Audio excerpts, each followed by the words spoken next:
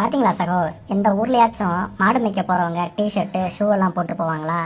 சீமான் மக்களுக்காக போறான்னு சொல்லி விளம்பர அரசியல் தான் பண்ணிக்கிட்டு இருக்காரு. ஓ, அப்படியா? அப்ப எந்த ஊர்லயாச்சும் டிராக்டர் ஓட்டுறவரு நீட்டா அயன் பண்ணி பேண்ட் சட்டை போட்டுட்டு கையில வாட்ச் கட்டிட்டு ஓட்டி நீ பாத்துருக்க? இல்ல சகோ. சரி, அப்ப அந்த தறி நெய்றவங்க யாராச்சும் நீட்டா பேண்ட் சட்டை போட்டு போக்கஸ் லைட்லாம் போட்டு கையில வாட்ச் கட்டி தறி நெய்றத நீ பாத்துருக்க? அப்படி யாரையும் பார்த்ததில்ல சகோ. சரி, அதெல்லாம் விடு. ஏதாவது ஒரு விவசாயி அவருடைய கரும்பு காட்டுக்குள்ள சிமெண்ட் தளம் போட்டு அதுல நடந்து போய் நீ பாத்துருக்க? இல்ல சகோ, அப்படி யாரையும் பார்த்ததில்ல.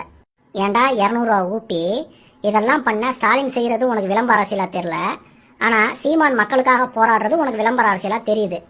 இல்ல, நான் தெரியாம தான் கேக்குறேன். சீமான் பேண்ட் சட்டை போட்டிருந்தது உங்களுக்கு பிரச்சனையா, இல்ல மாடு மேய்க்கிறவங்க பேண்ட் சட்டை போடுறது உனக்கு பிரச்சனையா?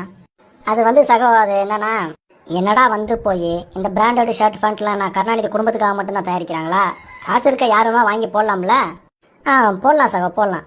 இந்தந்த தொழில் செய்கிறவங்க இந்தந்த உடைய உடுத்தணும்னு சொல்றதுக்கான உரிமையை உங்களுக்கு எவன்டா கொடுத்தது? அவன் வசதிக்கு ஏற்ற மாதிரி அவனுக்கு பிடிச்ச ஒரு ட்ரெஸ்ஸை வாங்கி போட்டு போகிறாங்க. இதில் உங்களுக்கு என்ன எரிஞ்சுக்கிட்டு இருக்கு?